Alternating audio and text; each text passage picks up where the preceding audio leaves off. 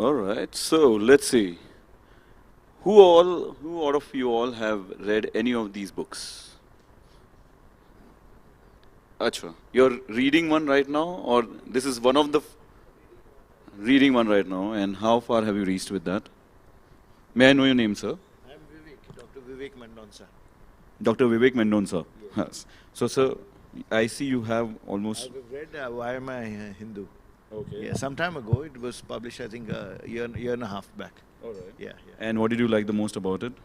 No, I'm a great fan of Dr. Shashi Tharoor. In fact, I was in an event in Ahmedabad, in Delhi, where he was speaking at Tech HR, and been invited by Mr. Kulkarni, and I'm glad to be here and hear about his latest book about Wonderland of Words.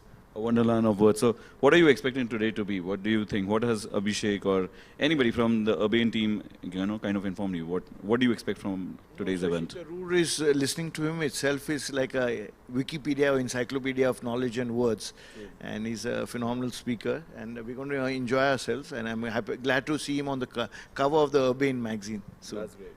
Thank you. Thank you so much for joining us. So, of course, listening to him is. And I even heard from somebody that people are going to be keeping their chat GPTs and AI on, which is only fair, The key messaging will be reaching out pretty well, but again, just to simplify the process for us, we have Mr. Nasir Sheikh over here. This gentleman has been traveling a lot, and he has been, touch basing on the spiritual quotient these days a lot. So can you please tell us, what are you expecting today, and what would be your key take-home? So Mr. Tharoor, I'm the alum of the same school, so I'm looking forward to see him in person and speak out here. And he's a fantastic writer, right? I've had the opportunity to read a couple of his books, and not only are they insightful, but they take you on a journey, and that's what I'm looking forward to today. So, if you were to ask him one question today, let's say, and let me prepare him for Nasir Sheikh. So, what would you ask?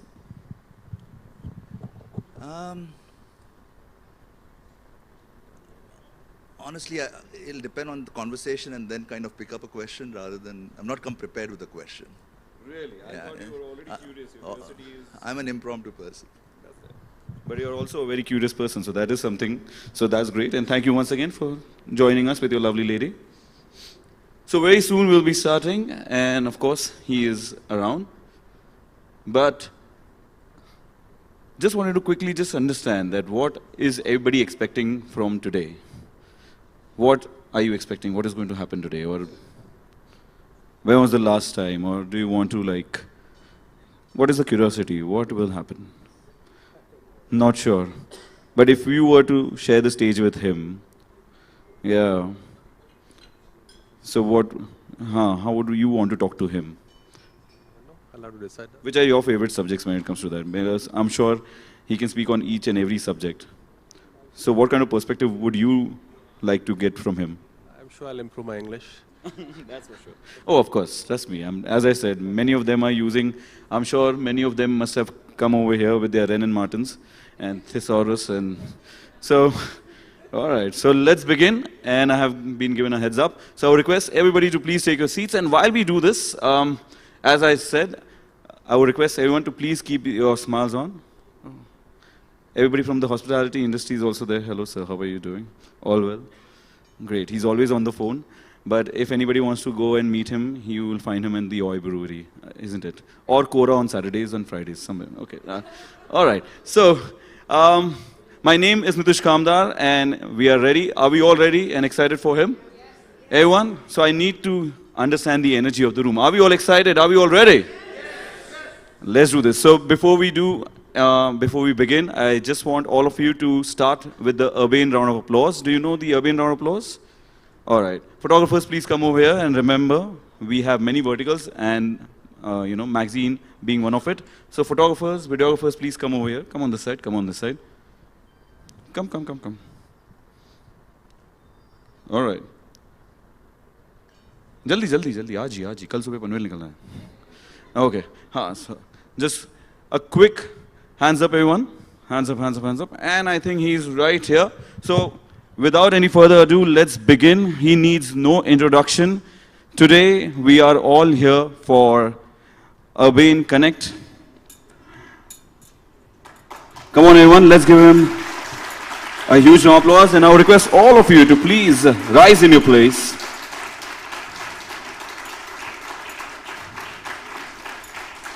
Thank you, thank you. So as we begin, I would just like to welcome each and every one of you. Thank you so much for joining us out here amidst your busy schedules and making time for this. And of course, who isn't excited to listen to him? And today, we all are, privileged to be a part of this event, thanks to Urbane Connect. Just to let you know, Urbane Connect, powered by JSPM Group of Institute and Urbane Jets, this is the knowledge series wherein we invite the creme de la creme, the who's who, and we get to know from the iconic folks of India. So today, without any further ado, I understand we are not going to take too much of your time. I would request all of you to join me in welcoming. Of course, as I said, he needs no introduction, but I would still like to, because we also have one vertical, as I said, which is a magazine, and we want to write and we want to speak the right content. It's an absolute honor and privilege to welcome a man who wears many distinguished hats: diplomat, parliamentarian, author, orator, and thinker, all with effortless grace and unmatched eloquence. Dr. Shashi Tharoor is a 4-time Member of Parliament from Thiruvananthapuram in Kerala and a senior leader of the Indian National Congress. Before stepping into Indian politics, he served as an illustrious 29-year career at the United Nations, rising to the rank of Under-Secretary General and even being India's official candidate for Secretary General in 2006. He holds a PhD from the Fletcher School of Law and Diplomacy at the Tufts University, having earned it at the age of just 22. Known for his wit, intellect, and vocabulary that can dazzle dictionaries, he has consistently spoken up for pluralism, democratic, sorry so much, sir, for the democratic values, and India's place in global order. So our request, everyone, put your hands together and let's give him the Urbane round of applause, and let's welcome Dr. Shashi Tharoor on the dais. And our request, the CEO and founder of Urbane Magazine and Urbane Jets, to please join us and kindly felicitate. I would also request Captain Chahat Dalal to join us on the stage.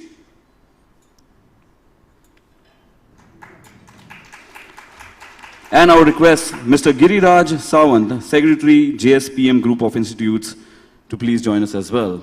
Let's give them the huge round of applause. And I would request Mr. Giriraj Sawant to kindly felicitate Dr. Shashi Tharoor.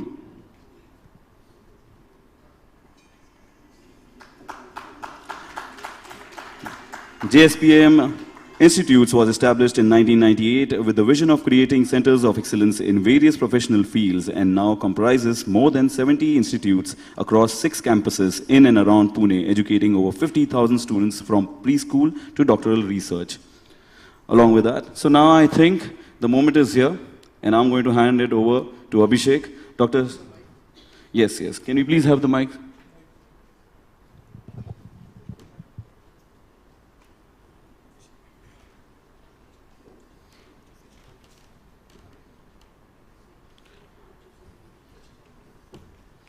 Everyone, let's keep our Wren and Martin's thesaurus, dictionaries, and AIs ready. It's about to commence. Over to you, Abhishek. The stage is all yours.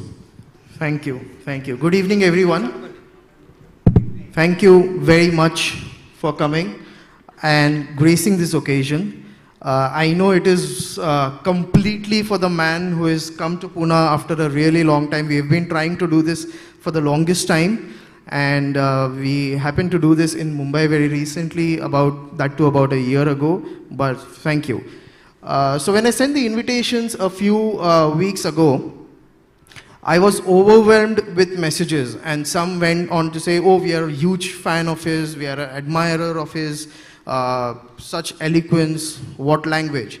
But something that I got from about 4 or 5 people is that we've already bought our dictionaries and we've started reading our dictionaries. So to each and every one of you who said this, who think that you needed a dictionary, I would ask you to make a note of all the words that you don't understand, and I shall help you with the meanings. And if I can, now I'll keep this, because at the end of this dictionary there are 3 blank pages intentionally left. So if he coins any words today, he will have to write them and write the definition for those words. I think this is so unfair. I'd like to think I'm a communicator, and I don't communicate about... If I may say, for lack of words, if I may say that it's a torturing schedule at times, you still make it a point to accept such invitations and grace such occasions to talk to people who love you. Thank you. It's good to be with you all. It's good to be back in this wonderful city of Pune. I did 4 events in Mumbai yesterday, so you've actually been kind. You've only got me into 2, so I'm not complaining. It's good to be here, and I'm glad to see you all. And we had 2 hours of Shashi Tharoor today. I just wish someday he gives us 8 hours, because even those 8 hours are not going to be enough when we start talking to him. Let me immediately, while we are going to be talking a lot about his something that he loves doing the most, that is writing, and very recently it's Living the Constitution is your newly authored book. But I want to ask you before that, when I last spoke to you about 1.5 years back in Mumbai when we did the event, if I'm not wrong, it was 16 books, and today there are 27. No. It was always 20. It was always going up incrementally, never more than 1 a year. So if it was last year, it would have been 26, and this year's 27, yeah. How do you find time to do this? You know, you don't have to find time unless you've lost it in the first place. And I haven't lost my time. I try and use every minute as fully and constructively as I can. And the sad truth is I don't sleep enough. And therefore, if I can't find time during the day, I'll write at night. And eventually things get done. I also am guilty of something that an American humorist said better than me, so I'll quote him. I write faster than anybody who writes better, and I write better than anybody who writes faster. So that helps. That's lovely.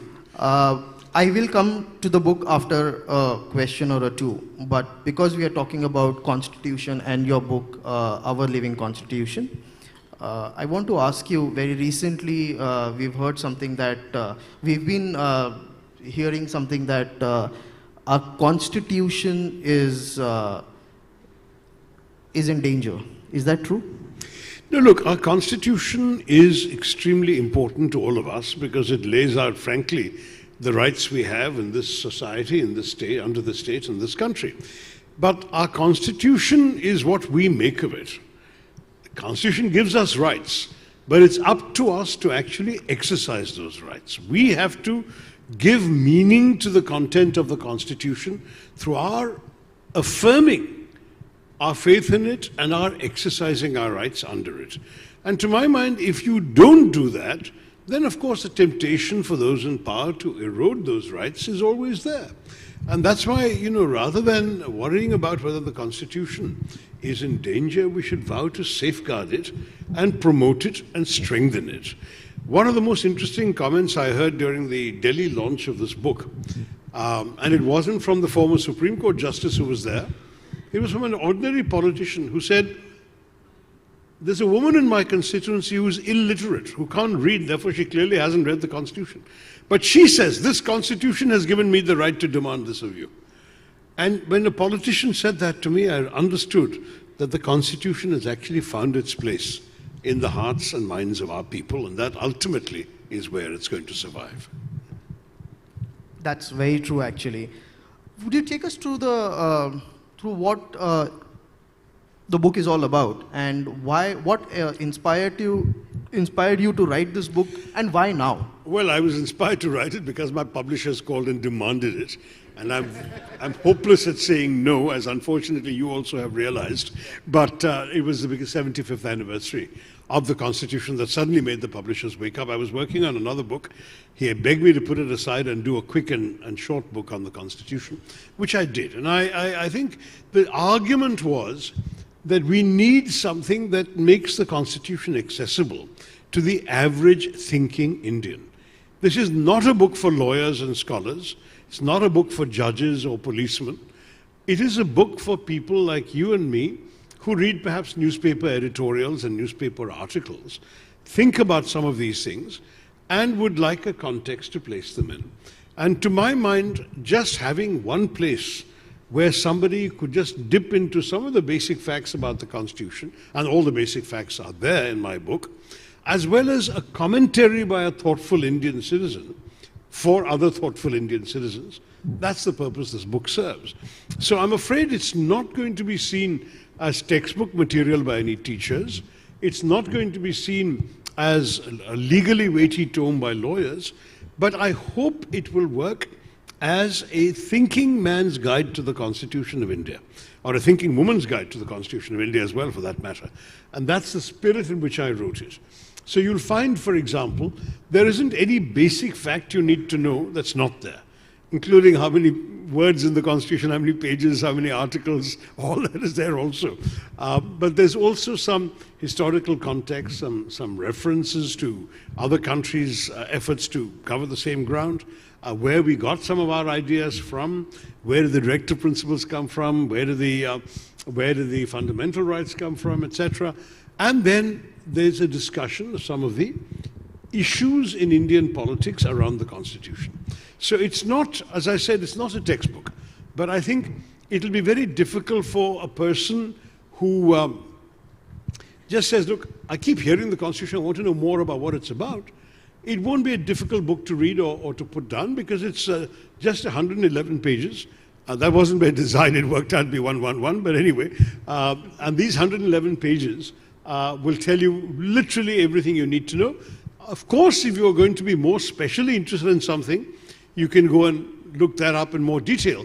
But in this book, there'll be something on the Universal Civil Code, there'll be something on the controversies around Article 370, there'll be something about the controversy about the Citizenship Amendment Act, as well as some descriptions of some of the issues that have come up, including, for example, why did the RSS and the Hindutva movement originally reject the Constitution? What were their grounds for it? And have they changed their view today, which I'm beginning to think they have. All of these are also covered in the book. So there's definitely a large amount of public discourse and civic education that plays when it comes to keeping our Constitution alive. That's right. How important is that, and would you kind of, I mean, how much of that is that's the crux of the Constitution? Well, what is the crux of the Constitution depends from moment to moment, right? I mean, the judges have come up with the concept of the basic structure. That wasn't there when the Constitution was initially written and passed. But now, over a series of judgments in the 1970s, they have said there is a basic structure to the Constitution which is beyond amendment. So that would be what would be the crux of the Constitution. But if you look back at the debates on the constitutional making process with particularly the statements of Dr. Baba Saheb Ambedkar, he felt that the crux of the Constitution was the concept of constitutional morality, that you actually needed to have a respect for the spirit of the Constitution, which is not, he said, something that is automatically written down there. It has to be ingrained in the way in which you work the Constitution. He also said a very famous sentence most of you must have come across, if not it's there in my book, which is that however good a Constitution is, if it is bad people who work it, it will be a bad Constitution. And however bad a Constitution is, if it's good people who work it, it'll be a good Constitution. By which he meant that the onus is on successive generations of Indians as to how we implement the Constitution to make it valuable and make it work. And that, to my mind, is a very profound lesson for all of us. If we, I mean, I got into some controversy recently when I criticized the emergency, though ironically I had criticized it 30 years earlier also. And in my book, India from Midnight to the Millennium, it's very much there. But having said that, one of the points I made was that the emergency, at the time it was declared, was constitutional, but it was undemocratic. So there is an example where you can follow the letter of the Constitution while violating its spirit. And that's something which Ambedkar would certainly have disapproved of, because his idea of constitutional morality is that the moral underpinnings of the spirit of the Constitution must always be upheld. And whatever you do in the name of the Constitution should be in that spirit. What we've seen, for example, through a series of Supreme Court judgments has been an expansion of our rights.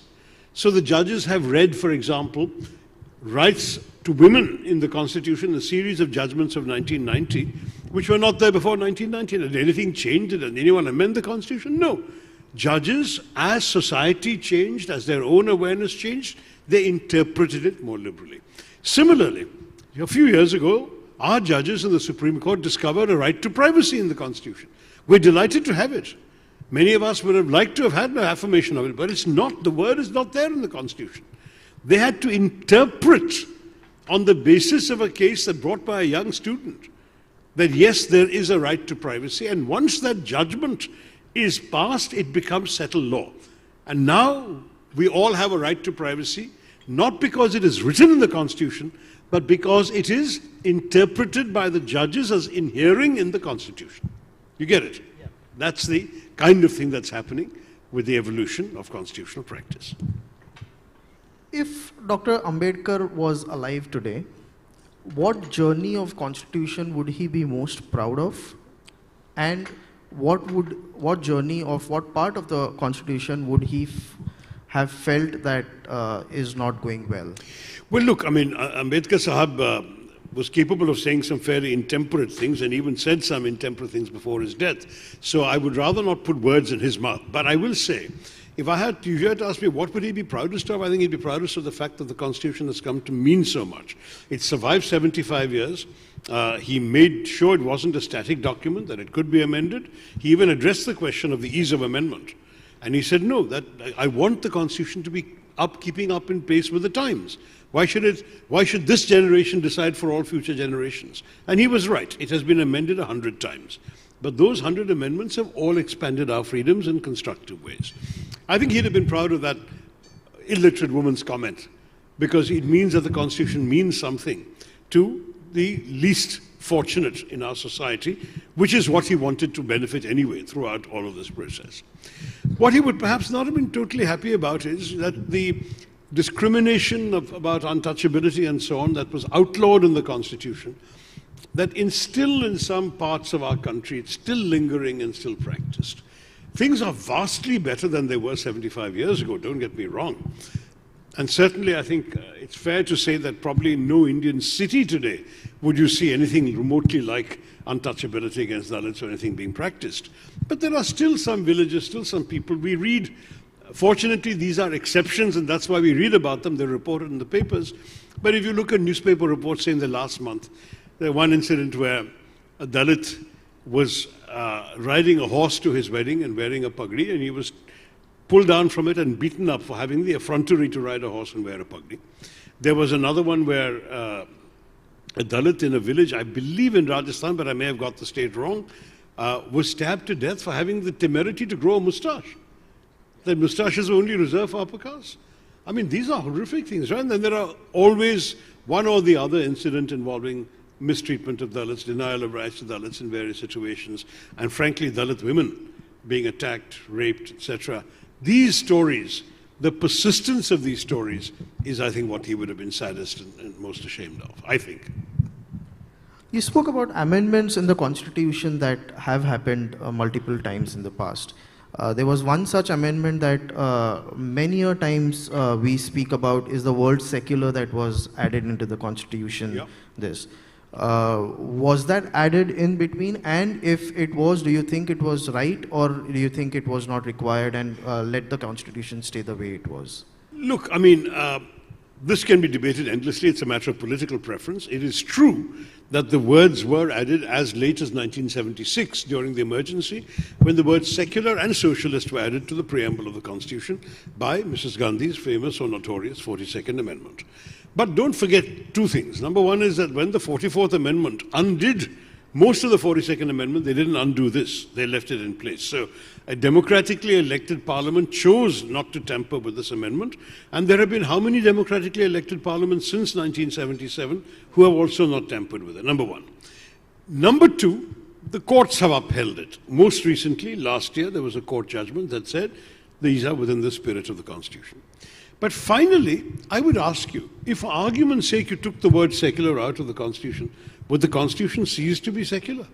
Look at the fact that this is a Constitution that guarantees you freedom of religion, that guarantees you freedom of worship, that guarantees you freedom of assembly, and that guarantees you the freedom to propagate your religion.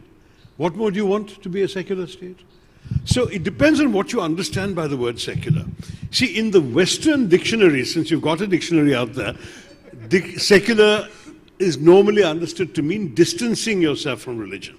In India, it doesn't mean that. In India, we have misused secular to mean encouraging all religions, welcoming a proliferation of religions. And the government of India, historically, has actually supported all religions in one way or the other. Let's face it, they have definitely taken over management administration of temples. They have definitely subsidized the Hajj pilgrimage. They have definitely done benefits for Christian missionary schools. You can look after example where the government and our tax money and tax decisions have been made. There are favored religions in one way or the other, all religions. But that's our idea of secularism, that the government doesn't favor any one religion. And to my mind, that's good enough. I often talk about the fact that when I speak of secularism, for example, as the MP for Thiruvananthapuram, the picture in my mind is of a place called Palayam Square in Thiruvananthapuram, where there is this gigantic St. Joseph's Cathedral, and directly across, diagonally across, is the Juma Masjid, the largest masjid in my city, and right next to it is the oldest Ganesh temple in Trivandrum. And they're all literally within a 1 minute walk of each other. Now that is also secularism. I grew up I went to high school in Calcutta. And there, in the neighborhood in which we lived, you could literally hear the wail of the muezzin 5 times a day, almost clashing with or chiming with the tinkling of the bells in the local mandir at the street corner. If you walked halfway down the street, there would be loudspeakers outside the Gurudwara reciting the Guru Granth Sahib. And if you walked a few paces further and turned left, there was St. Paul's Cathedral. That was my neighborhood in Calcutta. So if you want to call this secular, you want to call it pluralist, strictly as somebody who likes the English language, I think it's more pluralist than secular. I remember a discussion about Hindi translations where some of our friends from the BJP side objected to the use of the term Dharma Nirpekshata. Dharma Nirpekshata implies that you are distancing yourself from Dharma. And they said rightly, which Hindu can distance himself from Dharma? Dharma is something that every Hindu is supposed to live up to. But what you're really saying is not Dharma Nirpekshata, but a sort of Panth Nirpekshata. That is, you are staying away, equally away from every particular sect or faith. And that means that in practice, you are equally supportive of all.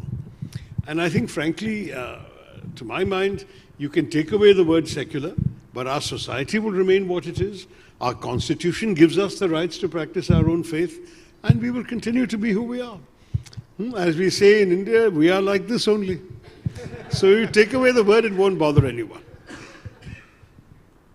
So the architect of our constitution, Dr. Babasaheb Ambedkar, you've written a separate book on him, and I'm sure a lot of research goes into writing any book. So you've learned, you knew a lot about him, you've read up a lot about him, and then while you're writing, in the journey of writing a book, you still get to know a lot.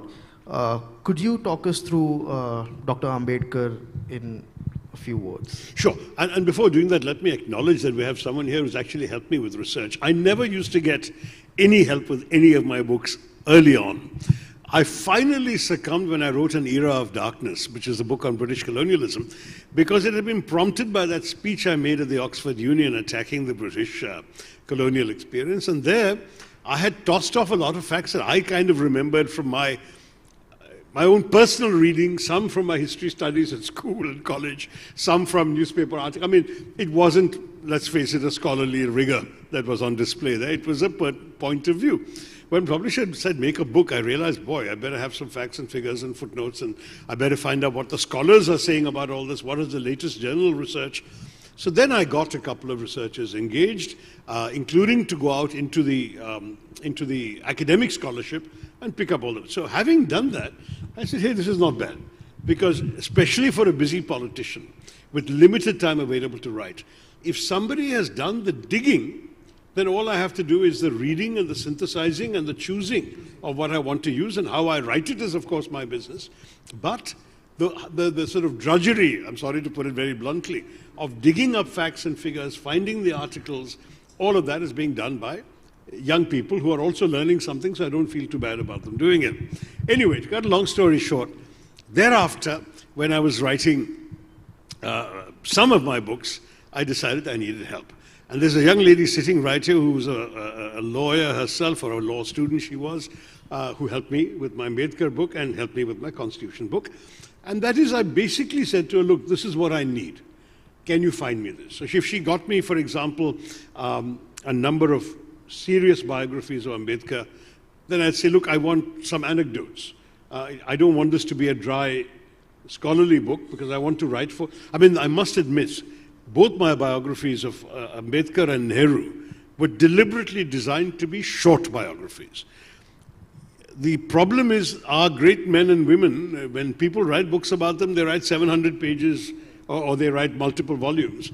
And frankly, these days, with the attention span of the TikTok generation, no one's going to read them. So I wanted to write something that actually people would read, and at the same time they would gain all the essential information from. So in my Nehru book, which I wrote in 2003, and I did my own research there, I have every essential element of Nehru's life. So the biography in that sense is there, but the rest is my own opinion, my own commentary. In the case of Ambedkar, I want to follow the same formula, but this time I got Catherine Abraham to do the research on the life, and it's a fascinating life. I mean, when you think about this sickly child of a subedar in the army, growing up in a cantonment, the 10th child out of 14 children, many of whom die in childhood. This is the 1890s you're talking about. Growing up, brilliant kid, tremendously smart at school, but being forced to sit near the door, and not on a desk or chair, but on a gunny sack, which he had to bring himself because nobody else would touch it. And this kid being beaten. On the one occasion, you see, there was one tap for water outside the classroom, but only the Brahmin peon was allowed to open the tap and give water to people. At one point, this boy couldn't find the peon, poor Ambedkar. He went and opened the tap for himself, and he got soundly thrashed for doing that. On one occasion, a school inspector came to the school and asked a question. The only one who knew the answer was Ambedkar. But when he went to the blackboard to write the answer, all the children had to rush there before him to move their tiffin from behind the blackboard, because his presence near their tiffin would mean they couldn't eat their lunch. That was the kind of society this man grew up in. And look at the extraordinary accomplishments with all of that. It's enough to crush the spirit of most of us. He rose above it all. And he not only did well in school, not only came first in his high school graduation, became the first Dalit student in his college, became the first Dalit student in his university, the first Dalit teacher, the first Dalit at pretty much everything. Got a scholarship to go off to America, went to Columbia, studied in England, even won a scholarship to go to Germany, but in the end he had to come back because for some reason there was a quarrel about his thesis and he had to go back to finish it, etc. Came back to India also to practice law. Again, many upper caste people wouldn't give their cases to a Dalit lawyer, however brilliant he was. I mean, when you think about these stories of his life, and there are many more stories, so you will find it interesting. He got a scholarship from the Maharaja of Baroda, who was a very progressive Maharaja, and who wasn't, of course, a Brahmin. I mean, the Maharajas are, in this case, the Gaikwads are essentially descended from the Marathas, right? And so this gentleman was happy to encourage a lower caste student, and he gave a scholarship and so on, and the condition was that the boy would come back and work for the state for some number of years. So Ambedkar comes, he gets a decent job in the state, but look at the humiliations he has to go through. Number one, he doesn't get any accommodation. No one is willing to house him.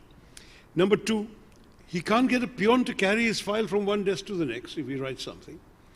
Number three, he finally decides that the only way he can manage to live is he goes to the Parsi hostelry and tells the Parsis, how do I stay? And they said, if you tell us you're a Parsi, you can stay.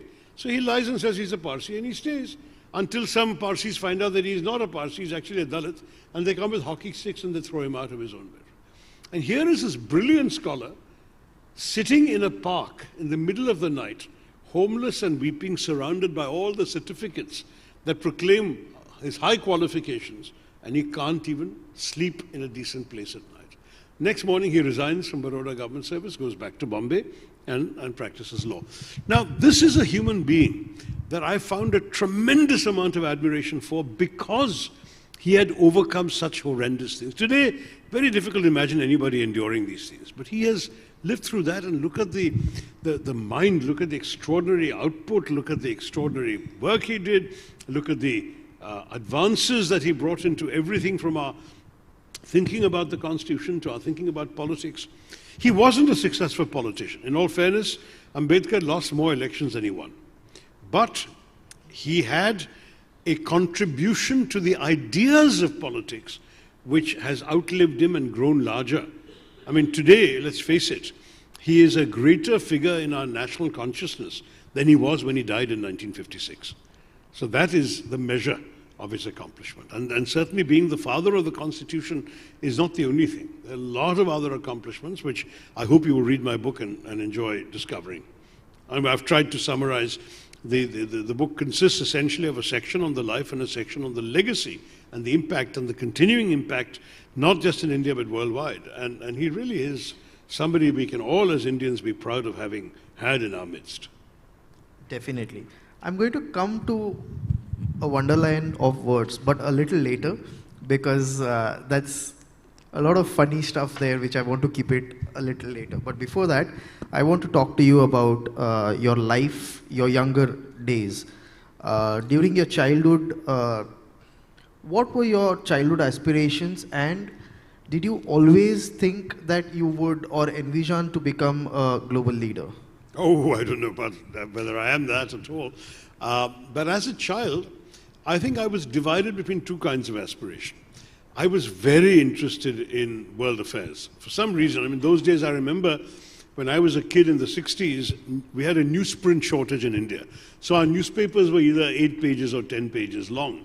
And there wasn't a whole lot of world news. And I would devour them. And fortunately, my father worked for a newspaper. So he would bring home pretty much every newspaper in the country. In the morning, we'd get all the newspapers printed in Bombay.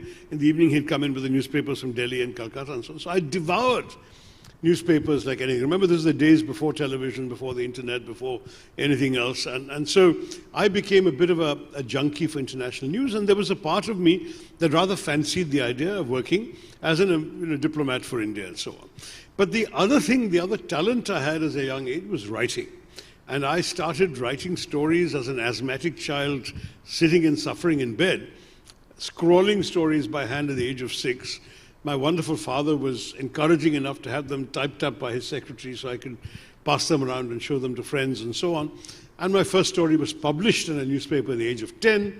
I had a so-called novel or novella or whatever serialized in a magazine starting a week before my 11th birthday.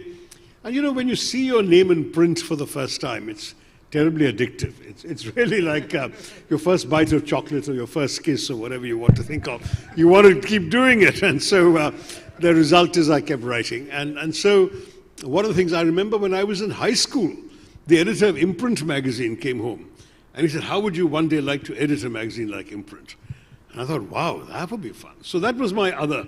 I think I would probably have been equally content doing one or the other. I ended up not quite doing exactly either because I went off into the United Nations after my academic career.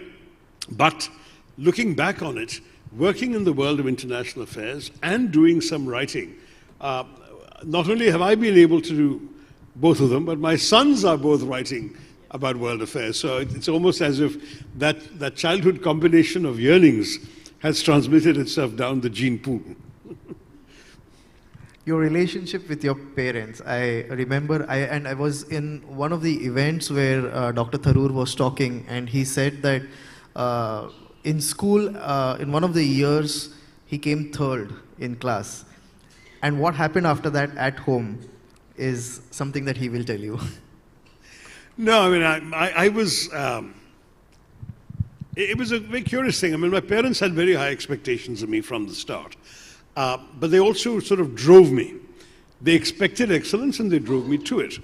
And my mother in particular, partially because I think she was married off right after school, arranged marriage to my father and packed off and I think she always wanted to see me excel academically, and yes, I was inconveniently good at taking exams. So I kept coming first and everything. I don't think honestly that coming first in exams is a proof of anything other than that you're good at taking exams. I'll say this very honestly, because it requires skills of short-term memory, of rapidly retaining a lot of stuff and being able to regurgitate it quickly. It doesn't necessarily betoken depth of understanding or sensitivity or appreciation or wisdom or anything like that. It very frankly, one of our flaws of our examination system has always struck me that it tests skills that are essentially superficial skills. And I say this with all honesty and without any sour grapes, because I aced every exam I took pretty much, except in class 8 when I came third, and I came home and my mother behaved as if there was a funeral in the house. I mean, she wouldn't face me, she wouldn't look at me. I had to go and sit in a darkened room, lying down, feeling that, wishing the earth would open up and swallow me up because I'd come third in class. Can you imagine? And when I thought all the friends who would have been delighted to have come third in class. But that's, that was my mom. Dad was, on the other hand, one of the most liberal fathers anybody in the 1960s could have had. And I'll give you 2 or 3 examples of that, particularly when it comes to my choice of academics. Because in class 9, we had to stream in those days from science and humanities, and I chose humanities, and my teachers were so upset that they summoned my parents to school, and they said, "This is our best science student, why is he choosing humanities?" So my father said, "What's the matter with you? We all want you to be a doctor and engineer, like every other middle-class Indian family, Why aren't you doing this?" I said, "I can't stand the subject." But Dad said, "Don't be silly, you've come first in science throughout. What do you mean you can't stand the subject?" So I said to him truthfully, "Dad, I come first because I know how to take the exam. But about science, I'll forget everything I've studied for the exam the day after the exam. Whereas you ask me about literature or humanities or history, anything that is not even in the textbook or in the syllabus in the exam, I will have read beyond it and I can talk to you with passion about it. That's what I care for."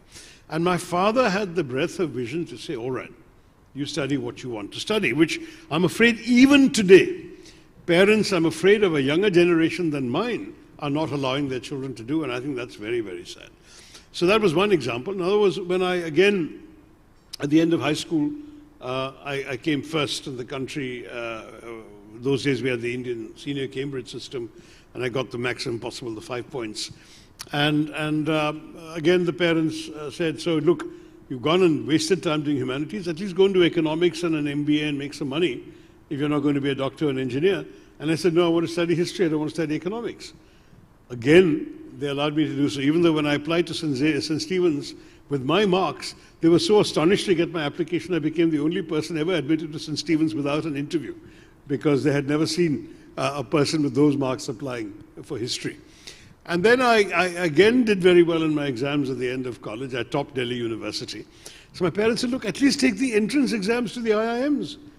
And those days there were only 2 IIMs, so it wasn't too onerous. So it was the IIM Calcutta and the IIM Ahmedabad. And I came first in one and second in the other. And I turned them both down to go off and study international affairs in America. And my parents again surrendered to my wishes. So when I think about how lucky I was, how blessed I was, that I had a father who was prepared to understand that it was not my job to live out his unfulfilled dreams or fantasies, that I had to carve my own path out. That's something which I honestly urge more Indian parents to be like.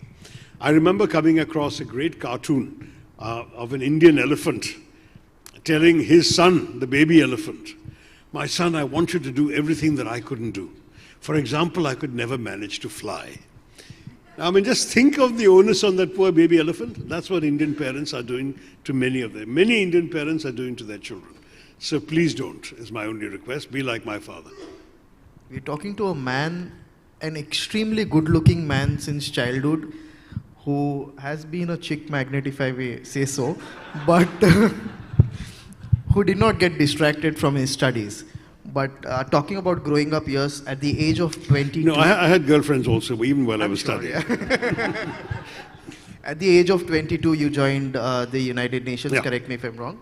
So what was your first day like at the United Nations? I joined the UN High Commissioner for Refugees, not the main UN in New York, but the agency that looks after refugees based in Geneva. And so everything was unfamiliar. I'd never lived in Europe, other than visiting the UK. I'd never been to mainland Europe, to continent. So Geneva was new. The language in the city was French, which I didn't speak at the time. I do now, and I'm proud to say I picked up a lot of it there. The whole notion of being amongst other adults in a common endeavor, which is the first adjustment anyone works in a job, was itself new. But in the UN, the very fact that you called your bosses by their first names, that you were expected to hit the ground running, that no one was there to hold your hand and give you guidance, that you really just had to, literally, I mean, if you're good enough to get this job, you can do this. So I was sort of given assignments on my first day. Attend that meeting, write a note on it, or give me a proposal on this, or whatever it may be. And I must say, I made the effort to adjust. It took a huge toll. I remember my wife coming back and complaining about the fact that I would come back from the office in the evening and just collapse and fall asleep because I was so emotionally and physically exhausted from the adjustment. So you think that however brilliant a student you are, whatever big man on campus you might have been, that you can handle anything, but a new job, is always a hugely different experience. So that was my first day at the UN, my first few weeks at the UN. But I eventually took to it, enjoyed myself there. One thing I quickly found that I could hold my own with people. It did help that I was a fluent writer, because in any organization, and certainly in any bureaucracy, a skill at writing and communicating effectively, synthesizing information, summarizing things, writing effective notes, putting forward good proposals is always valued. So that became quickly my hallmark. And indeed, it is true, I know it sounds like a cliche, but I was often called in to correct the English of Americans and Englishmen and so on in meetings. So it became I mean, the cliche of India today it was actually part of my early experience at the UN, even as a young Indian coming from there. But looking back on it, I really had the most wonderful time, because you're growing up. I was just 22. You're growing up at the same time as you're learning, and you're showing what you're capable of. So the result was that I was asked to head the office in Singapore 3 years later, when I was just 25, and I had to hide my age, because there I was heading the office of the UN High Commissioner for Refugees. Half the people in Singapore, including the protocol department, assumed that meant I was the equivalent of a High Commissioner, which I wasn't, but I was treated that way. And so there I was, essentially having to conceal my age, because everybody else I was dealing with as an equal, and expected to deal with as an equal, were people at the peak of their careers in their 50s and so on. You found yourself discovering what you were capable of. And that, I think, is something that I hope all of you in your jobs have had the opportunity to do, is to challenge yourself. Not only do what you're told to do, and not only do what you're expected to do, but find out through doing what you're capable of doing. And there, because the UN was relatively, UNHCR in particular, was relatively short-staffed. It wasn't the sort of conventional cliched bureaucracy that one imagines a large organization to be like. It was a very sprightly, nimble, and understaffed organization. I came up with a lot of stuff that I found I was able to improvise on the hoof, found solutions to problems that hadn't been solved in the same way before. It was a tremendous, tremendous growth experience. So I look back on those years with a tremendous amount of satisfaction. And also, when I was heading that office in Singapore, it was the peak of the Vietnamese boat people crisis, the people fleeing communism in little boats and then being picked up on the high seas by ships that saw them in distress. Many of them brought them into the port of Singapore, where I was looking after them. We ran a camp. We had to resettle these folks, negotiate with embassies, a whole panoply of things to do. And I had the extraordinary privilege as a young man in his 20s of putting my head to the pillow every night, knowing that things I had done, initiatives I had taken, decisions I had made, had actually made a difference to real human beings' lives. I mean, that is an extraordinary privilege. And not every job, not even every UN job, comes with that kind of privilege. So I was very, very rewarded that way, morally, psychologically, from my service in the UN. And your relationship with Kofi Annan. So that was later. So after doing 11 years of refugee work, I moved to peacekeeping in UN at headquarters. And while I was in peacekeeping, it was the end of the Cold War. And when I joined, there were just 5 of us, civilians, and 3 military. And by the time I left, 7 years later, we had grown to one of the largest departments in the UN. That growth began because of the end of the Cold War and because new crises were erupting and we had to do all of this. So while I was there, at this very interesting, heady moment in UN peacekeeping, what used to be a small office within the office of the Secretary General became an independent department. The then Under Secretary General was a man called Sir Marek Goulding, an English diplomat, and Kofi Annan came and joined him at that time as his deputy, as Assistant Secretary General. And he and I were literally the only people of color in the entire department. It was a very first world operation. And so we naturally developed a certain affinity to each other. And we were constantly the ones offering a different perspective, a different point of view, challenging the assumptions and arguments made by the established leadership. And that became very interesting. So we got along very well. I was the special assistant to the Under Secretary General, to the Brit. But nonetheless, Kofi and I became a bit of a pair. And then when the Brit was transferred to another department, he expected me to go with him. And Kofi said, "You're welcome to go, but I would like you to stay." And he made a very interesting, because Kofi got promoted to head, became Under Secretary General for peacekeeping. And he made a very good argument. He said, "Sir Marek Goulding wants you because you're like him. He sees in you his own strengths. He writes well, you write well. He speaks well, you speak well. I want you because I don't have your strengths. I want you to complement what I have. And you can learn from me what I have. He's a very good, organization man, a good leader, a good manager. And it struck me, he was totally right. I was basically going to do what my boss could already do, but I could do as well as him, and therefore I was kind of a second clone for him. Whereas with Kofi, I could be myself, be invaluable to him, and at the same time learn from him. So in the end, I didn't accept my previous boss's invitation to move with him to another department, the political department. I stayed on in peacekeeping. And then we became very close. I was his special assistant. We worked together. I was leading the operation. The largest operation was the operation in Yugoslavia. I was in charge of that. And then it was I who planted the idea, actually, in his head of contesting for Secretary General. And when it all came about, he didn't even ask me whether I would move to the Secretary General's office with him. He just assumed it would be taken for granted. So I moved as executive assistant to the Secretary General of the UN, worked with him for a few years, and then there was a bit of a crisis in the peacekeeping department. He said, "Look, will you go and look after it for a while as interim head, and then you come back after a while, and you help me find a successor." The Under Secretary General had resigned, and so I led the search, and I gave him a number of good names and so on. But meanwhile, I was running the department because somebody had to run it, and he was getting very good reports of how well I was doing. So suddenly, when I brought him some very good candidates, ambassadors, foreign officials and so on, for interview, and at the end of it all, he said, "I've interviewed all of them, but none of them is as good as you are. Why don't you do the job?" So suddenly, I got this sort of double promotion to being Under Secretary General myself. And that was my final innings, as it were, at the UN, because I spent 6 years heading the department as Under Secretary General, and then Dr. Manmohan Singh asked me if I would be India's candidate to succeed Kofi, and we all know the story. I came close, second out of 7 Just One candidates. vote, right? 2 votes. 2 votes. But one of them was a veto, and the veto by the US was clinching, because you can't overcome a veto in the Security Council. So that was that. That was the end of my UN career. But I will tell you that Kofi was one of the most remarkable men I ever had the pleasure of knowing, admiring, working with. He was almost like an Indian yogi, and he was so completely, solidly anchored in himself that you never felt that either pressure or pleasure could sway him.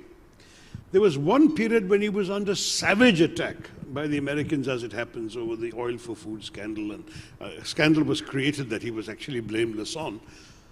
And he internalizes his reaction so much that for a couple of weeks he lost his voice.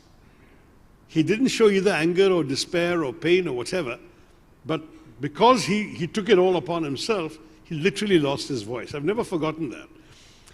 I learned a lot from him, including the importance of knowing yourself above all. If you know who you are, then other people's either attacks or praise will not sway you too much. And that I'm very glad I learned from him, because coming into Indian politics, I've been subject to a lot of both. And it's been important for me to stay myself throughout all of the good and the bad. And as far as Kofi used to come up with marvelous one-liners. I have at least a dozen of them stored up. But one of them that I've never forgotten, because I really found it coming back to me in Indian politics. When he was going through all this rough time, he told me, you know, my father used to teach me an old Ghanaian proverb, he said. And the proverb is, when the sharks bite you, do not bleed. And I said, Kofi, I don't understand. When the sharks bite you, of course you'll bleed. How can you not bleed? He said, Shashi, you'll understand it one day. He wouldn't explain it. And believe me, I understood it when the sharks started biting me. Because you realize that it is your blood they're really after. If you bleed, if you suffer, that's their triumph. That's their satisfaction. They bite you more to see you suffer more. Whereas if you don't bleed, if you show yourself unaffected by those shark bites, the sharks have no motivation to bite you anymore. They'll try a few times, give up and go away. And that's exactly what I discovered. So bear that in mind if you're ever the victim of unfair attacks, unjustified attacks. First of all, of course, you should have a clear conscience in your own heart and mind. Otherwise, of course, the attacks will sting all the more. But knowing that you don't merit those attacks, don't bleed. And don't bleed, because ultimately, if you bleed, you're giving them the satisfaction that they seek. Don't give them that satisfaction. And then you came to India. Why Congress? Well, look, I mean, I had been approached by all the parties. I mean, there were basically two national parties, BJP and Congress, and in Kerala, the ruling party were the communists, and they all seemed to want me to come. But, you know, I had, from a young age, had a set of beliefs and convictions, which not only had I personally held for a long time, but I had written about and expressed for a long time, and I felt I needed to be consistent with them. In student days, I was a sympathizer of a party that ceased to exist while I was in college, and that is the Swatantra Party. A party founded by Rajaji, supported by people like Meenu Masani, N.G. Ranga, Pilu Modi later. A party of liberals, committed to free enterprise at a time when the government was very much more state socialist, committed to social justice as well, anchored deeply in Indian civilization and Indian tradition, but at the same time very progressive socially, felt that the government had no place in your personal lives, in your kitchen, in your bedroom, whatever, felt the government had its place and the private individual had a place, believed in the right to privacy, all of those things, and at the same time believed in a robust foreign policy, a strong defense. It was a party that in many ways resonated with me across the board. I would say there's almost nothing that I disagreed with in their platform. I was 17, however, when they disappeared. They had had a setback in the elections of 1971, and they chose to merge into Charan Singh's Bharatiya Kranti Dal and become the Bharatiya Lok Dal, and that was the end of the Swatantra Party. And I remember I was president of college in 74 when Pilu Modi came to college to speak, and I stood up and attacked him, and he thought I was attacking him because I must be supporting the other side. I was attacking him as a disillusioned supporter who'd lost the party he was supporting. But anyway, to cut a long story short, so those were my principles and convictions all along, which is why through the 80s and 90s in my writings, you'll see I was a critic of the Congress party and of the left because of their emphasis on bureaucrats at the commanding heights of the economy rather than business people. The whole license permit quota Raj I thought was a disaster, and I wrote so and I said so at the time. But I was not a sympathizer of the then remaining alternative, which was the Jan Sangh, because I felt that in our country, we are a comprehensive composite civilization, which has been contributed to by people of various backgrounds, religions, ethnicities, languages for centuries. And I could not buy into the Hindustan notion that the Jan Sangh was espousing. So I had really no home to go to until liberalization happened in 91. And the Congress, which was already socially liberal, now became economically liberal as well. And then I said, now this is the party I can be closest to. Because by then, of course, we'd seen the demolition of the Babri Masjid, that many of us felt was a betrayal of a very sacred compact that India had with its minorities. And I felt at that point that the Congress was really the right party to turn to. So when in 2009, the Congress asked me, would you be prepared to contest the election? I said no. I mean, I said yes without even hesitating for a minute. And I was actually being quite foolish because I had left India at the age of 19 to go to graduate school in America at a time when the voting age was 21. So I had never seen an election and voted in an election or anything. And here I was foolishly saying yes. But I'd said yes, and I got into politics, and it was the toughest thing I'd ever done. It was certainly easier to walk through minefields in Bosnia than to fight my first election campaign. Because of the backstabbing from my own side, the attacks from the opposition. But I say, what a majority, and I've been able to win that seat 4 times since. So I must be doing something right. Definitely you are. I'll straight fast forward to today. I'll be talking a little bit on Operation Sorry about Sindoor. my very, very rude behavior. I'm listening to every word Abhishek is saying, but there is a test match going on, and I have to see the score periodically. So those of you who share my passion, I'm afraid we're getting a bit of a beating from the British middle order now. Harry Brook is at 37 of 29 balls, and they're 161 to 3. So we desperately need one or two wickets very quickly to save this. So one point on this thing. Today morning we were driving from his hotel to the airport in Mumbai, and he said, Abhishek, I'm sorry, I'm going to be a little unsocial in the car. And I thought he has got some emails to catch up with and all of that. He played the highlights of yesterday's match on his iPad. Where's the time I must watch it? I was busy last. Anyway. So I would like to come to Operation Sindoor. You were part of, if I may say, iconic multi-party delegation, and you led one of the delegations to multiple countries. How was your experience like? What was the response, and what happened in Colombia? Well, I will say to you, in all fairness, that our multi-party delegations, I believe this is true of the other ones as well, but certainly my delegation had a terrific response wherever we went. We were received at the highest levels possible. I met in Guyana, for example, we met the president, the vice president, the former president, 11 members of the cabinet, the speaker of the assembly. There's nobody of any consequence in the Guyanese political system who didn't receive us. In Panama, similarly, met the president, met the foreign minister, met the speaker, met the chairman of their foreign affairs committee. In Colombia, we did the same. In every country, what we were trying to do was to meet the executive, the legislature, the think tanks, if there were any. I don't know if there was any in Guyana. We didn't meet the think tanks there, but think tanks or idea groups working on foreign policy, civic society, if you like, and media and journalists where appropriate. And wherever we went, we did this, and we had tremendously effective. So in Colombia, for example, I was just getting to Colombia, the Colombians had, somewhat to our government's dismay, issued a statement when Operation Sindoor began, expressing heartfelt condolences to the civilian victims in Pakistan. And I was utterly sort of shocked to hear this. I said, did we do anything about this? Ambassador said they wouldn't listen. They felt that we had bombed the Pakistanis, therefore they should condole the Pakistanis. So I took the opportunity of a press conference on arrival to express publicly my disappointment with this decision, to explain why and so on. And then that night there was a private dinner hosted by the former Colombian ambassador in India, where I met the foreign ministry official who could have the most influence on this. And I said, this really needs to be dealt with. Next morning, we met the acting foreign minister. The foreign minister was away at a Latin American summit. And they withdrew the statement. They withdrew the statement supporting Pakistan and spoke to the media supporting us. Now, that was the kind of thing that we were able to do. In America, we obviously couldn't meet Trump, nor did we try to, but we saw the vice president, Mr. Vance. We saw pretty much every senator worth mentioning, the entire Senate Foreign Relations Committee, other prominent senators who've taken an interest in these issues, the House Foreign Relations Committee, other prominent congressmen.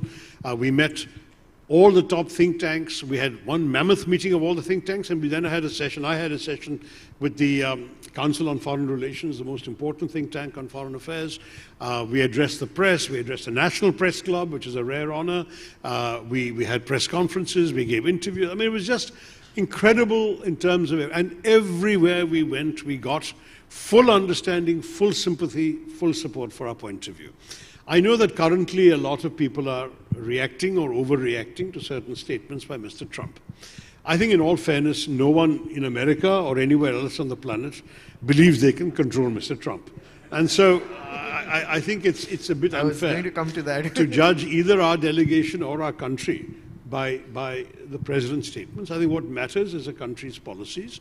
Certainly the tariffs are a problem and they need to be dealt with. Our negotiators are at work and we need to give them all support for what they're trying to do. But apart from that, the underlying currents of the relationship between America and India are genuinely strong, and we can certainly make them work. So I don't feel any of the sort of negativism and despair that I'm seeing expressed in the country. But I don't blame those who are expressing it, because when you see some of the statements that have come out of the White House, inevitably there will be this feeling that we have somehow fallen flat on our faces. I don't believe we have. So still a lot of people, many, and I would say the legacy media who carries forward the message from either the government or the opposition, some do ask, what is it for India to go to Guyana and convince them? How does Guyana matter to India? They're a member of the Security Council. So you see, when you are talking about international affairs, there are bilateral relationships, which are the key ones with a lot of very powerful countries, but there's also multilateral institutions that have an important voice. The United Nations Security Council is the principal multilateral body in the world on international peace and security questions. So when Pahalgam happened, we rushed to the Security Council to get a statement expressing support for us. So we have every interest in ensuring that members of the Security Council are sensitized to our point of view, so that if a problem comes up later, they'll say, we remember the Indian delegation came and told us ABC, and on that basis we should express our sympathy and support for XYZ. That kind of thing. So to my mind, that's, by the way, that's why all of these countries, Brazil, Panama, Colombia and Guyana, are either all now or about to become next year members of the Security Council. So that's why we chose those countries, or where the government chose those countries. And the US, of course, is a permanent member of the Security Council, but is also an extremely important bilateral relationship. Brazil is an important bilateral relationship, as also in BRICS and in the G20. So there are good reasons for the countries we went to. You spoke about the great Donald Trump. Now, you've, during your term in the UN, you've definitely met, spoken to a few presidents, vice presidents, and with I'll take the liberty to be a little sarcastic, but have you ever seen a statesman like Donald Trump? No. But look, I mean, the American system is a much more individualistic system than ours. Ours is a parliamentary system where the party is actually more important than the individual, though you also have in our country, given the nature of our people and so on, you have leaders who are larger than life, who rise above the limitations of the party and become something larger, like Narendra Modi or Jayalalitha in the days of the DMK, or MGR before that, or shall we say N.T. Ramarao when he founded Telugu Desam, or even Mamata Banerjee today. Individuals who are larger than their parties and who very often drag their parties forward through their coattails, that's also there. So I'm not denying that we could have had someone like that in our system also. But in the case of America, because the votes are won by the individual, irrespective of whether the party is with him or not, the individual has a certain sort of freedom and clout that ultimately an Indian chief minister or prime minister can't have, because they're still wedded to their party's programs and are part of something larger than themselves, which is not true in America. I mean, Barack Obama, frankly, was nobody in the Democratic Party. He was a councilman in Chicago when he got elected senator, defeating the official nominee of the Democratic Party because of their primary system. Then he was a first-term senator when he challenged the official nominees, that was the predicted nominee of the Democratic Party, and won the nomination. So that can't happen in India, but in America it can. So similarly, when Donald Trump rose, he rose entirely on the basis of his personal appeal. TV star, millionaire, outsized media personality, those are the things that got him the attention he got. And so he doesn't feel he owes anything to anybody, and he certainly doesn't feel constrained by any party policies, precedents, whatever. In the first term, to some degree, he was still surrounded by elements of the Republican foreign policy establishment, which were solidly conservative, because that's the background that he was speaking for. But he wasn't, shall we say, completely free and alone. Today, he's discarded all of those elements. He is a law unto himself. His Secretary of State is somebody whom he defeated and derided, called him Little Marco or whatever. I mean, so there's no question of the Secretary of State being a power center in his own right. The Vice President is somebody whom he has created, who's half his age, or I'm exaggerating, but not much more than half his age, and who very much has to look up to him for anything that he's going to manage in politics. Who is going to be a brake on Donald Trump? Nobody. He can say what he likes, do what he likes. He can type his messages in all capitals in Truth Social, and we'll all have to take our cues from what he does. Coming to those messages, is Indian economy actually dead? I think you know the answer, Abhishek. Yeah, you are yourself in a thriving business, which say 10 years ago would not have. I mean, you're in many businesses, but if you look at your work, for example, in the private aviation industry, this is taken off in India because there is money to support it. There are people willing to rent your aircraft, right? And there are people who are able to fly privately and so on in ways that weren't there before. That's because the economy is growing and thriving. So to my mind, that is actually the wrong way of putting it. He was trying to make a point. It's like, a schoolboy bully who wants to insult a classmate and says your mother is ugly. Doesn't mean that your mother is ugly. Right. It just means that this guy is trying to put you down. And because you're young and he's also young and they're both somewhat petty, that boy takes it literally and he goes weeping saying, "You called my mother ugly." But in fact, the reality is that facts are not the issue of dispute. It's merely the way some things are being expressed. So, I think in all fairness, the truth is that we do have an important trade relationship with America and a strategic partnership across the board, which we can't afford to jeopardize. So I want to stress that for us, this is a relationship that matters. Along with that, we do have a challenge because we have become a relatively protectionist economy again. We were very protectionist in 60s, 70s, 80s. We liberalized massively in the 90s and onwards, and under the Congress government, we were actually less protective and we had lower tariffs than we have again got now in recent years. So it is not entirely unfair of Trump to say that India has very high tariffs.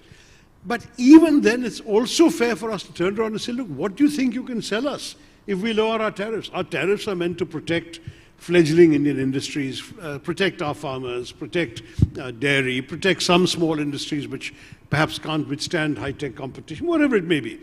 We can negotiate some, we can reduce some, whatever, but we can't just slash them all because the government of India has responsibilities to the people of India, the businesses of India, the farmers of India, and so on.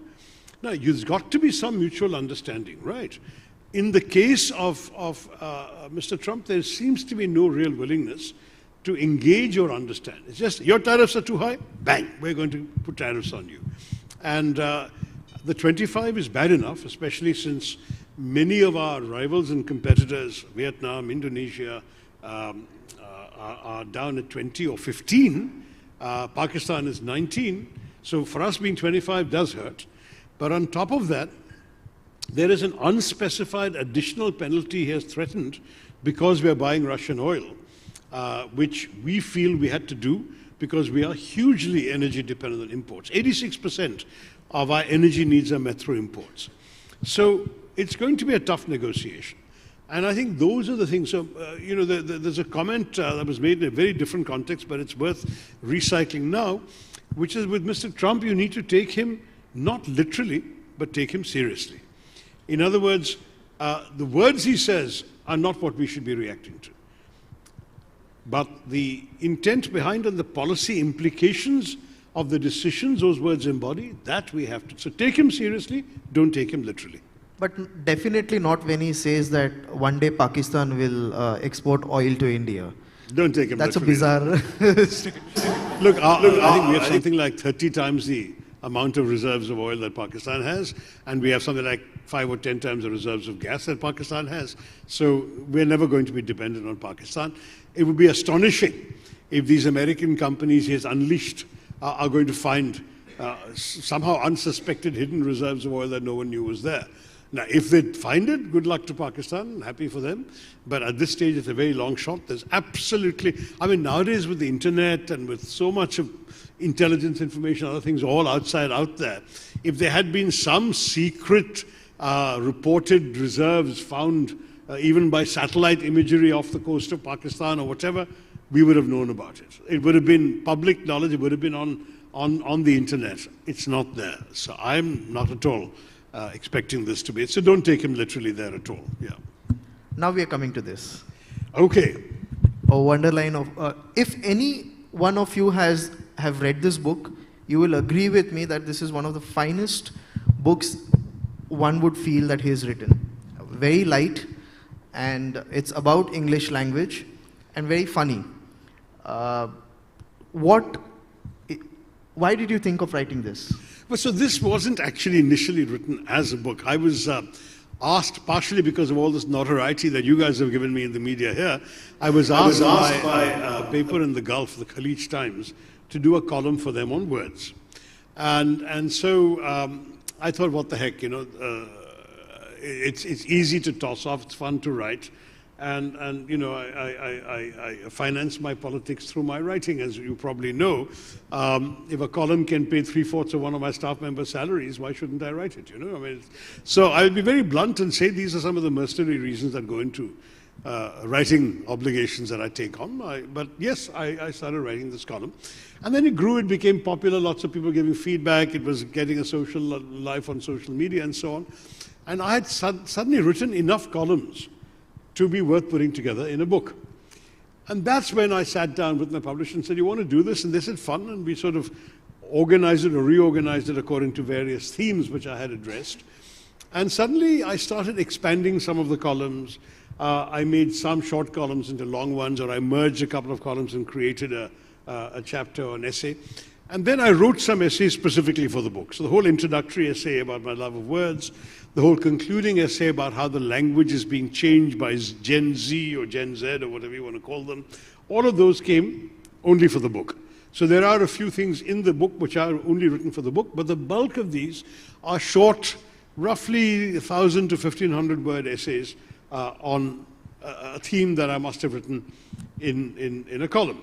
Which means that if you want to keep the book in your bathroom and dip into it once a day, you're fine to have no problem with that. Do you want to read something in this book of your choice, or should I give you something? Would you like me to read the bit in Indian English? I think most of us can relate to that. Yeah, that's exactly what I've opened. Oh, wow. All right. So you thought of that too. So if you start looking at your watches and shaking your head, then I'll stop reading, but I'll share this chapter with you. It'll take about 7-8 minutes, okay? So I have long immodestly considered myself the inventor of the term prepone. I came up with it at St. Stephen's in 1972, used it extensively in conversation, and employed it in an article in Yes magazine soon after. Prepone, as a back construction from postpone, seems so much simpler to a teenage collegian than clunkily saying, could you move that appointment earlier?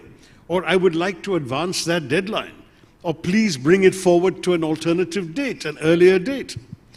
So over the years, I was gratified to see how often its use, how extensively its use had spread in India. But I was wrong. In keeping with the long-standing wisdom that there is nothing new under the sun, I was told by Catherine Henstridge of the Oxford English Dictionary, no less, that they have an example of the use of the word prepone from 1911 in the New York Times. It didn't catch on at all in the West, but the proceedings of the 1952 Indian Science Congress revealed that other Indians thought along the same lines. Quote, in Indian villages, demand for power can be preponed or postponed not only by hours but even by days, unquote. So clearly, the origin of prepone had been preponed from 1972 to 1913, and I duly withdrew my claim to its origination. Mind you, I can still make a case through frequent usage for being somewhat involved in its popularization. Still, the persistence and survival of what is called Indian English, often to differentiate it from the Queen's proper English, deserves to be taken seriously. Our English, spoken without the shadow of an Englishman looming over us, is a vigorous and local language, which draws strength from local roots. If Americans can say fall for autumn and gotten for have got, though both are archaisms in England itself, why can't Indians say furlong, fortnight, and do the needful, even if these have fallen out of use centuries ago in inland London? So many words in Indian English, including prepone, have stood up to the only test that matters, the test of time and usage. If enough people find a word or phrase useful, that makes it, to my mind, legitimate. So Indian English is a living practical language used by millions every day for practical purposes, and I'm not referring to expressions like satyagraha, namaste or yogi that have passed into the English language and are used exactly as they are in India. All right, we've had our first 2 walkouts. Let's see how long this goes. I'm referring to the usage of English words differently in India from the Anglophone West. Many phrases we take for granted in ordinary conversations are actually quite unusual abroad. Calling elders auntie or uncle, for instance, or using the expression non-veg to convey a willingness to eat meat. That doesn't make them wrong, it just makes them, it doesn't make them wrong or even quaint, it just makes them Indian. Some Indian English was created by our media and passed into regular usage. Air dash, the Chief Minister air dashed to Delhi. Or history sheeter. The police explained that habitual criminal X was a history sheeter, i.e. that he had a long criminal record. Some, like my prepone, came from school and college campuses. Mugging, cramming hard for an exam, with much rote learning and memorization involved, uses a word that doesn't mean that in English at all. It means 2 very different things to Americans or Britons. A criminal assault by a robber, as in she was the victim of a mugging in a dark alley. Or, that's the more popular American usage, or an elaborate and often comically exaggerated expression, as in he was mugging for the camera. That's the more popular British usage. When an Indian student tells a foreigner he was mugging for an exam, bewilderment is guaranteed. Yet it's a vivid word that conveys exactly what is intended for every user of Indian English. So the way Indians speak the English language is often distinctive but not necessarily incorrect. Some Indian Englishisms are merely translated from an Indian language. What is your good name is a classic, because in many Indian languages that's the expression. And the Bengalis, for example, love to say, what is your dark naam, for the name you're called, and bhalo naam, for your good name, the name you are officially given. But what is your good name is more or less the equivalent in any Indian language for the proper name you have. Sorry, I'm going to turn the page here. For the most polite way of asking somebody for the identity of your interlocutor. Another Indianism, is he your real brother? Now, he's not accusing you of having an imaginary set of siblings, but to differentiate the brother you're talking about from a cousin, who is also referred to as a brother by affectionate Indians. Such cultural assumptions inevitably influence language. The widespread preference for, or at least acceptability of, vegetarianism in India makes Indian English the only language that uses the expression non-veg for meat, fish, and those who consume them. The Indian arranged marriage culture has also had its impact on our local English. Our matrimonial ads have created their own cultural tropes, with expressions that only mean something in Indian English. Wheatish complexion, of course. And better still, traditional with modern outlook. Many ads require a prospective bride in India to be homely. That is, in India, home-loving and a good housekeeper. In English, homely means bad-looking, plain, ugly, okay? Not what they mean when they say homely in India. And to have passed out which in the West means to have fainted or to lost consciousness, right?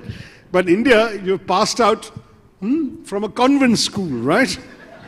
Graduated, not from a nunnery, but from a school established by a missionary order, where the medium of instruction is English. So you can tell a foreigner, oh, my wheatish complexioned bride is homely and is passed out from a convent. He'll think you need to get your head examined. Anyway, some Indianisms are creative uses of ordinary English words or phrases to reflect a particularly Indian sensibility, such as kindly adjust, said apologetically by the seventh person slipping into a bench meant for four. We have nothing to apologize about. We should defiantly celebrate their use as integral parts of our Indian English vocabulary. After all, we are like that only. And if you don't like it, kindly adjust. But acknowledging the legitimacy of Indian English and many of its formulations doesn't mean that anything goes. Some things are simply wrong. The Indian habit of saying, I will return back, is a redundancy. If you return, you're coming back. I'm more neutral about revert as an Indianism, meaning to get back. Because when an Indian says, I will revert to you by next week, he does not mean what an Englishman assumes, that I will become what you were.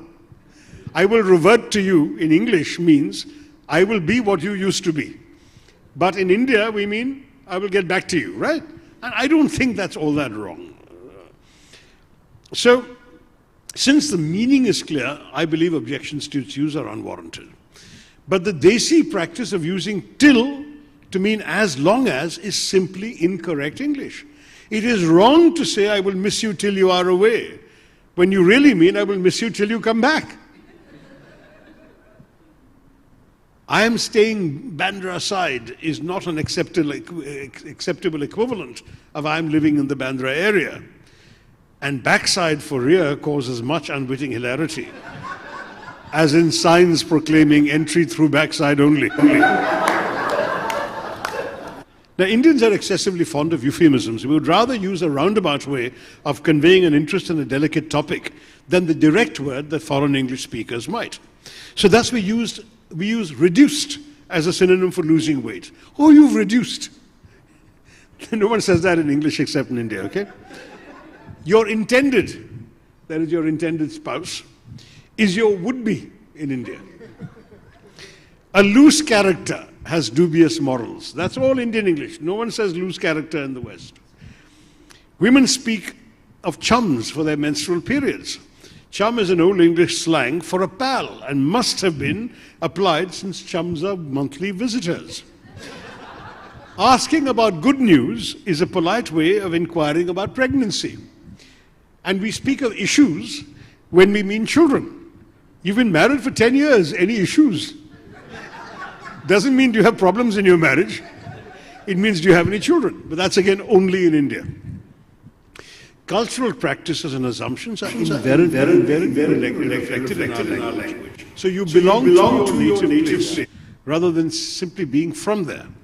And your native place might be a Mufassil town that is in a rural or provincial area. All these expressions don't exist outside India. If you're not in town, you're out of station. That's again Indian. If you meet a lady who's elder to you, she's usually auntie, even if there's no blood relationship. And relationships matter in India, so terms are invented for which there is no English equivalent. Thus, your co-brother, there's no co-brother any other country but in India. Co-brother is your wife's sister's spouse. That matters to you, so you give him a term. He's your co-brother, but not outside India. There's even a term going back to the days when travel beyond our shores was relatively rare. For someone who'd come back after sojourning abroad, they were foreign returned. Oh, he's foreign returned. And a uniquely Indian, of course, expression was, give me a missed call. Meaning, ring me briefly and hang up so your number shows up on my device and I will call you back at my expense when I am free. After all, the caller might be an impecunious relative who can't afford to pay for the call. And the missed call would address that handicap, right? Then there are Indian formulations that have nothing to do with cultural sensitivities, but simply reflect the way we apply certain words. you're being required to do the needful. If you do it perfectly, you've achieved cent%. And your friend's thanks is met with mention not, rather than don't mention it. We have a noun for activities to while away idle moments, time pass. We take lunch rather than have lunch. We see a picture rather than a movie. We put up somewhere rather than stay there. When foreigners call sunglasses, we call cooling glasses in parts of India, goggles or glares. We ask for a cold drink when we want what Americans call soda, and that the pompous referred to as an aerated beverage, though the drink may not in fact be cold. You may actually want a cold drink that's not cold, right? But that's also Indian. Then some are direct translations from Indian languages, like eating my head for bothering me, sit on her head for pressure her. I took his class for I scolded him. Others are more modern. An unfamiliar problem is out of syllabus. A good experience is first class. Then there's rubber as a synonym for eraser. In the US, a rubber is what you use in bed to prevent a mistake. In India, you use it in the classroom after you make one.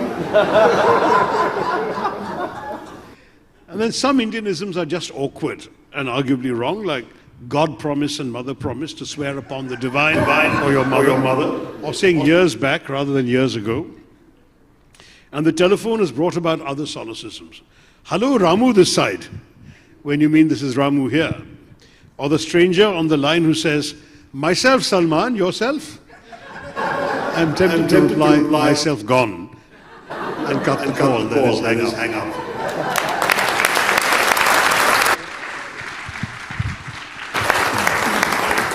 So as Abhishek says, this is a light-hearted book for the most part. That's Lovely.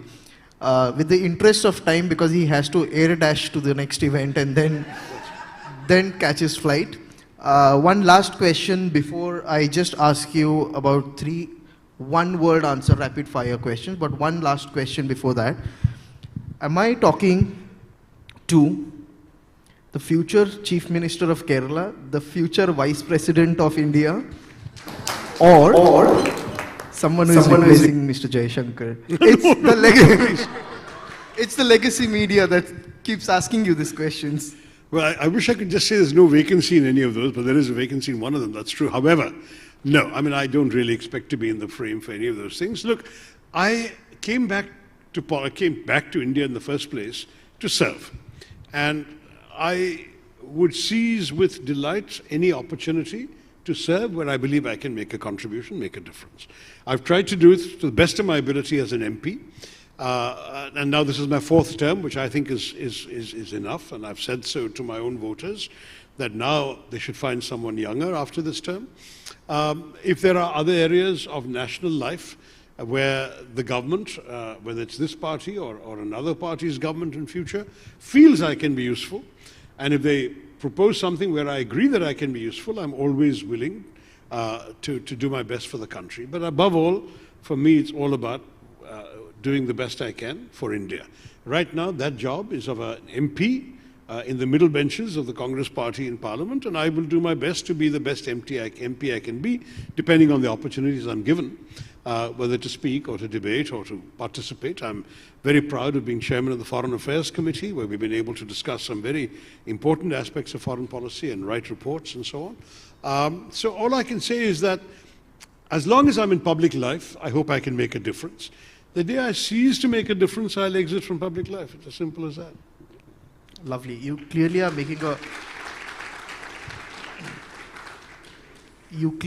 doing a wonderful job, and that's exactly how you are the 4th term member of parliament in your constituency, in the same constituency, and you didn't have to change constituencies during any of the Lok Sabha elections. You know what I mean.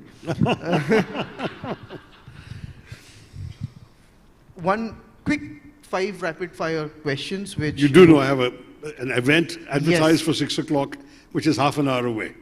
It's 10 minutes away. 10 minutes away? Yes, Oh, that's hardly. all right, that's not too bad. All right, go ahead. Just one book that changed your life.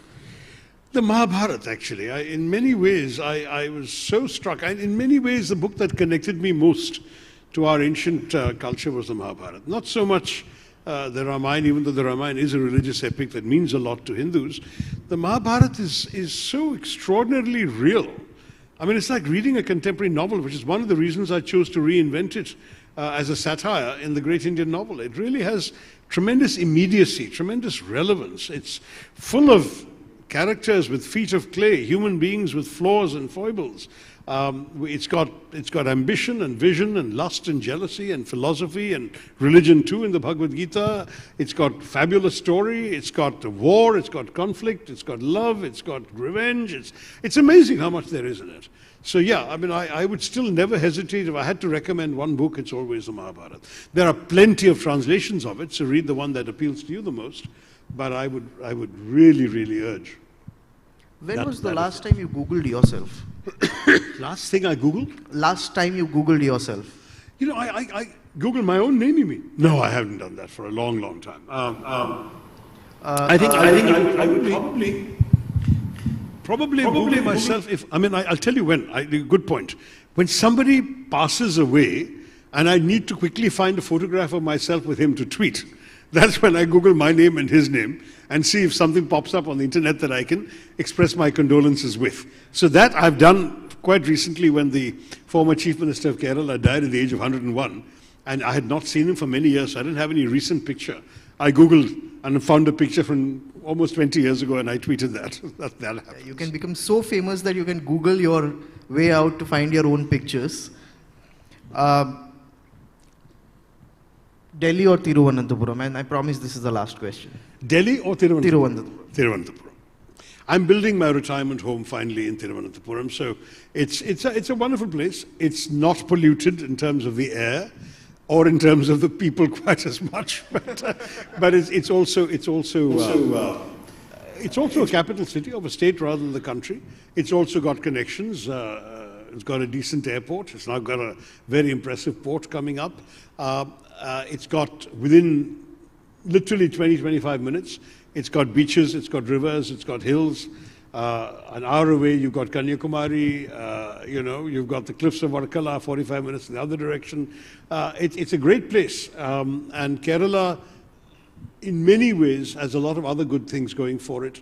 Extremely high quality healthcare, a pretty decent standard of life, educated, literate people around you. So in many ways, I think that's where I intend to see out my final years. But having said that, those are in God's hands, one can never really know. But if you ask me to choose between the two, there's no question that for me, Thiruvananthapuram would be a priority over Delhi. But as long as work requires me to be in Delhi, I'm there. Wonderful. Thank you very much for your time, and thank you to each and every one of you. Thank you. I mean, this is something that we were really, really looking forward to, and it's gone the way we wanted it to be. Thank you to each and every one of you. I would extend my special thanks to Mr. Giriraj Sawant for being here and for supporting us for this wonderful event. Thank you, sir. Thank you for your time. And I think you really got to air dash to your next event. Thank you, Abhishek. That was really wonderful. I'm afraid no good news at lunchtime. There's still 163 for 3. So the next session is crucial. Fingers crossed. Pray hard if you're a believer. Take care, all of you.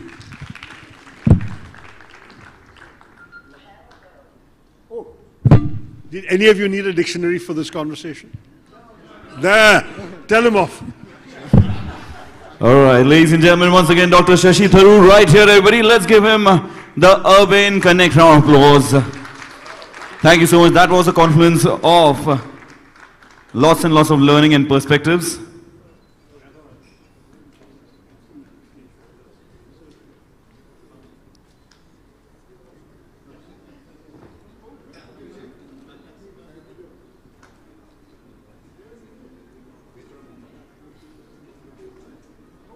And thank you once again, everyone, for joining us out here and making the first event of Urbane Connect a huge success. And we request all of you to please be in touch, stay in touch, and keep getting our updates so that we can let you know when our next set of events are going to happen.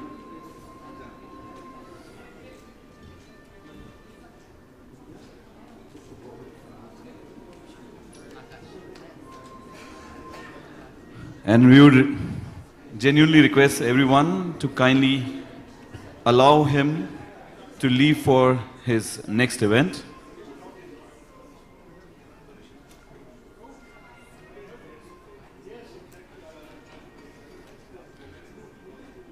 And we also request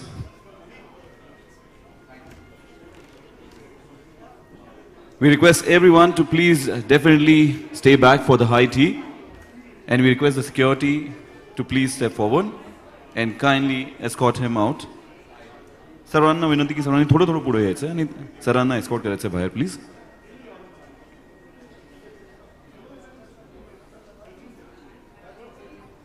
Ladies and gentlemen, we request you to please kindly make way for him. He's getting late.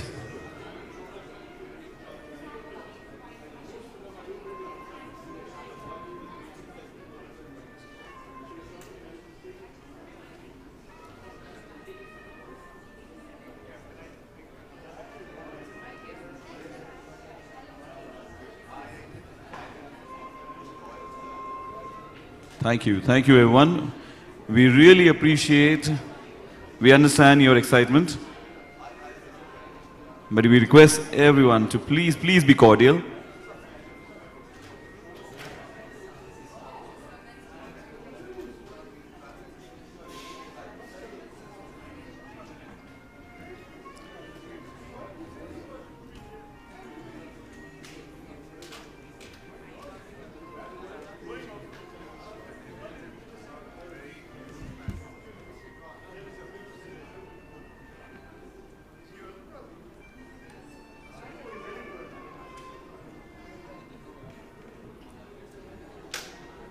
Thank you, Abhishek.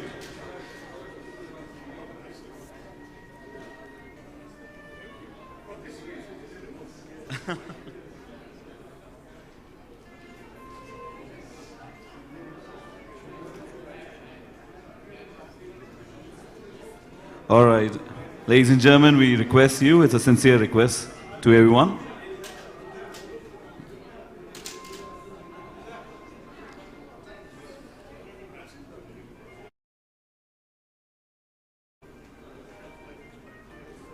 We'll reschedule it. Sir, we've got the number. Sir,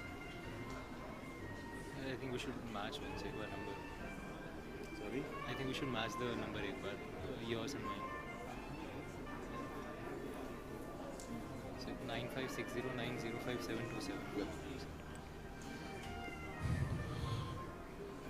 Dr. Saab, we request you to please, we have 800 people, folks waiting for you over there at Phoenix, and it's going to take you some time to reach there.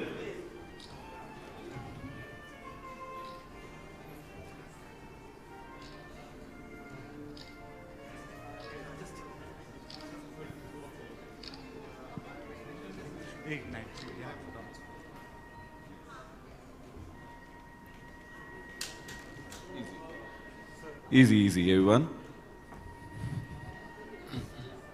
All right.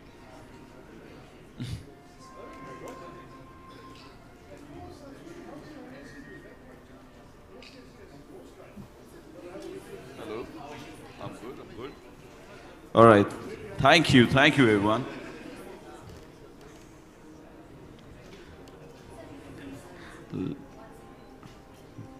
We really understand the excitement, but let's be civil and thank you, everybody.